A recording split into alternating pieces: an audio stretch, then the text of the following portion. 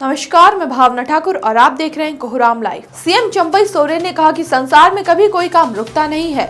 ऐसे में बदलते समय के अनुरूप खुद को बनाए रखना जरूरी है। आप अपने कामों में निरंतरता के साथ सीखने की प्रक्रिया भी हमेशा जारी रखें। ये आपको और भी आगे ले जाएगा। मौका था कल्याण गुरुकुल एवं कौशल कॉलेज के 31 स्टूडेंट्स के बीच अपॉइंटमेंट लेटर बांटने का। कल्याण गुरुकुल ST SC अल्पसंख्यक एवं पिछड़ा वर्ग कल्याण विभाग के SPV यानी विशेष परियोजन वाहिनी के रूप में काम कर रही प्रेजा फाउंडेशन द्वारा संचालित होती है। सीएम ने स्टूडेंट से कहा कि अपॉइंटमेंट लेटर मिलने के साथ आपके दायित्व भी बढ़ गए हैं। आपको अपने घर परिवार को चलाने के साथ समाज, राज्य और देश के लिए जिम्मेदारी निभानी है। ऐसे में पूरी निष्ठा से अपने दायित्वों का निर्वहन करें, क्योंकि आपसे बहुत कुछ जुड़ा है। जिन स्टूडेंट्स को आज अपॉइंटमेंट लेटर मिला, उनमें 13 विद्यार्थियों का चयन दुबई की एक कंपनी, नर्सिंग की 4 छात्राओं का चयन हैदराबाद के एक बड़े अस्पताल, क्लीनरी के 6 विद्यार्थियों का चयन राजस्थान और 8 विद्यार्थियों का हैदराबाद के एक बड़े होटल के लिए हुआ है।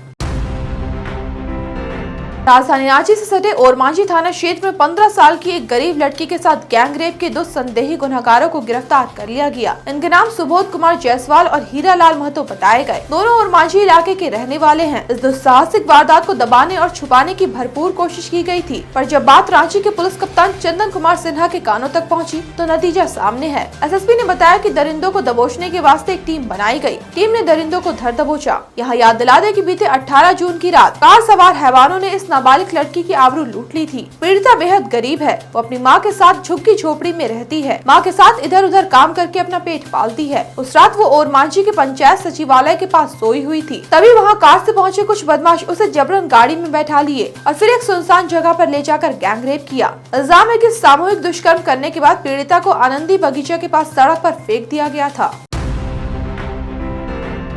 नीट पेपर लीक मामले को टेकअप करते हुए CBI एक्शन मोड में आ गई है। CBI की टीम ने बिहार से 2 संदेही गुनहगारों को अरेस्ट किया है। इनके नाम मनीष प्रकाश और आशुतोष बताए गए। नीट पेपर लीक मामले में बिहार से ये पहली गिरफ्तारी है। इससे पहले इस मामले की जांच EOU कर रही थी। EOU ने 19 आरोपियों को गिरफ्तार किया था। वहीं प्ले एंड लर्न स्कूल में कैंडिडेट्स को इकट्ठा कर प्रश्नों के उत्तर रटवाने का खुलासा भी EOU की तफ्तीश में हुआ था। EOU की जाँच के दरमियान इकट्ठा किए गए सारे सबूत CBI को हैंडओवर कर चुकी है। मिली जानकारी के अनुसार पेपर लीक मामले में मनीष प्रकाश का अहम रोल था। इल्जाम है कि मनीष ने ही प्ले एंड लर्न स्कूल को रात भर के लिए बुक कराया था और वहां 20 से 25 कैंडिडेट्स को सवालों के जवाब रटवाए थे। प्ले एंड लर्न स्कूल में पेपर के जले हुए टुकड़े मिले, जिसकी जांच की गई। यहाँ याद दिलाते कि बीते 5 मई को कथित तौर पर नीट परीक्षा का पेपर बिहार से लीक हुआ था। बीते कल यानी 26 जून को CBI ने हजारीबाग के ओएसिस स्कूल के प्रिंसिपल को कस्टडी में लिया था। प्रिंसिपल से पूछताछ जारी है। झारखंड में आयोजित होने वाली भर्ती परीक्षाओं का कैलेंडर जारी कर दिया गया है। झारखंड कर्मचारी चयन आयोग ने परीक्षा कैलेंडर जारी करते हुए इस साल के अंत तक होने वाली परीक्षा की संभावित तिथि और उसके परिणाम की घोषणा कर दी है। इसके जरिए करीब 40,000 पदों को भरा जाएगा। CGL की परीक्षा भी होगी। जारी परीक्षा कैलेंडर के अनुसार झारखंड नगर पालिका सेवा संपर्क संयुक्त प्रतियोगिता परीक्षा 2023 का रिजल्ट अगस्त के दूसरे सप्ताह में जारी हो सकता है। वहीं झारखंड औद्योगिक प्रशिक्षण सेवा के विभिन्न ट्रेडों में प्रशिक्षण पदाधिकारी प्रतियोगिता परीक्षा 2023 का परिणाम भी इसी साल अगस्त के दूसरे सप्ताह में जारी किया जाएगा। पेपर लीक के चलते स्थगित झारखंड सामान्य स्नातक योग्यधारी संयुक्त प्रतियोगिता परीक्षा 2023 को एक बार फिर से लेने की तैयारी कर ली गई है। यह परीक्षा अगस्त के तीसरे सप्ताह में होने की संभावना है। इसका रिजल्ट अक्टूबर के तीसरे सप्ताह में जारी हो सकता है। महिला पर्यवेक्षिका प्रतियोगिता परीक्षा 2023 जुलाई के अंतिम सप्ताह में होने की संभावना है। वहीं इसका रिजल्ट सितंबर के तीसरे सप्ताह में जारी हो सकता है। झारखंड पारा मेडिकल संयुक्त प्रतियोगिता परीक्षा 2023 की परीक्षा सितंबर के पहले सप्ताह में होने की संभावना है। वहीं इसका रिजल्ट अक्टूबर के अंतिम सप्ताह में जारी हो सकता है।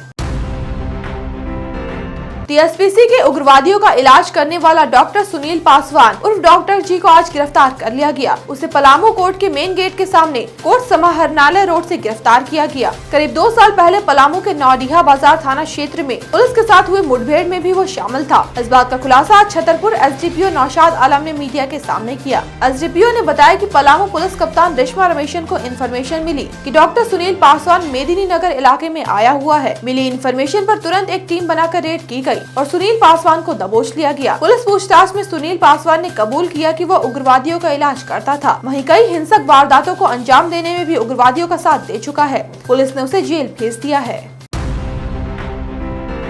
अपनी तेज रफ्तार के लिए पहचानी जाने वाली वंदे भारत और गतिमान एक्सप्रेस जैसी प्रीमियम ट्रेनों की स्पीड कम करने पर विचार हो सकता है। उत्तर मध्य रेलवे ने रेलवे बोर्ड से कुछ ट्रेनों की स्पीड को कम करने की गुजारिश की है। भेजे गए प्रस्ताव में प्रीमियर ट्रेनों की रफ्तार 160 किलोमीटर प्रति घंटा से घटाकर 130 किलोमीटर प्रति घंटा की जाने की बात कही जा रही है। अगर रेलवे बोर्ड ने इस गुजारिश को मान लिया तो वंदे भारत एक्सप्रेस और गतिमान एक्सप्रेस की गति 30 किलोमीटर प्रति घंटा कम हो जाएगी। ऐसे में इनको अपना सफर तय करने में 25 से 30 मिनट का ज्यादा समय लगेगा। इन बदलावों की वजह से कम 10 प्रीमियर ट्रेनों की टाइमिंग भी बदलनी पड़ेगी। पश्चिम बंगाल में कंचनजंगा एक्सप्रेस ट्रेन में हुए हादसे के बाद सुरक्षित ट्रेन परिचालन को लेकर रेलवे की चिंता बढ़ गई है।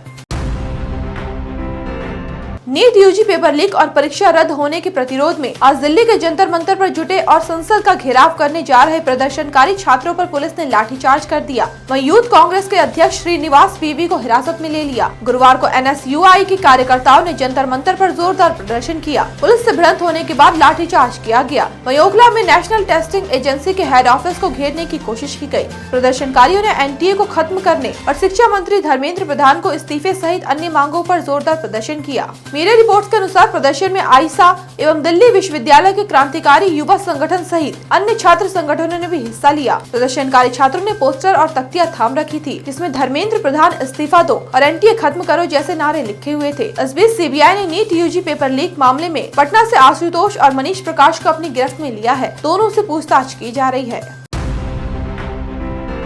घर की बेटी का अंतिम संस्कार कर उसकी यादों में खो जाने वाले परिवार को तब जोर का झटका धीरे से लगा जब बेटी जिंदा घर लौट आई। पूरा परिवार सख्ते में आ गया। इस बात का जिक्र किसी से नहीं किया। बेटी के जिंदा लौट आने की बात पुलिस तक पहुंच गई। तब पुलिस ने सोचा आखिर नदी में मिली लड़की की लाश किसकी थी। पलामू एसपी रेशमा रमेशन ने इसे गंभीरता से लिया और सच सामने आ गया। खुलासा हुआ कि ऑनर किलिंग की शिकार लड़की की डेड बॉडी मिली थी। पुलिस ने शक के आधार पर पिपराटांड थाना क्षेत्र में रहने वाली एक नाबालिग लड़की के 2 भाइयों को उठा लिया। दोनों भाई पुलिस के सामने अपना जुर्म कबूल कर लिए। पुलिस को बताया गया कि उसकी बहन एक लड़के से प्यार करती थी। इसी साल बहन उस लड़के के साथ भाग गई। पुलिस ने दोनों को खोज निकाला। लड़की अपने घर जाने को राजी नहीं थी। तब उसे 5 मई को एक शेल्टर होम में रखा गया था। 15 मई को लड़की का परिवार उसे अपने साथ ले गया। उसके बाद लड़की के 2 भाइयों ने बहन की हत्या कर उसकी लाश को गढ़वा के भंडारिया में एक नदी में फेंक दिया। नदी से लाश मिलने के बाद भंडारिया के एक परिवार ने मिली लाश पर दावा करते हुए उसे अपनी बेटी का बताया। तब पुलिस ने शव को भंडारिया के परिवार को सौंप दिया। परिवार ने इस लाश का अंतिम संस्कार कर दिया। बाद में बेटी के जिंदा लौट जाने के बाद यह सनसनीखेज खबर सामने आई। अनुसंधान कार्य प्रभावित न हो जाए, इसे लेकर अब तक पूरे मामले का खुलासा पुलिस ने नहीं किया है। ऐसे ही दिन भर की बड़ी खबरों के लिए जुड़े रहिए कोहरामलाइव.com के साथ।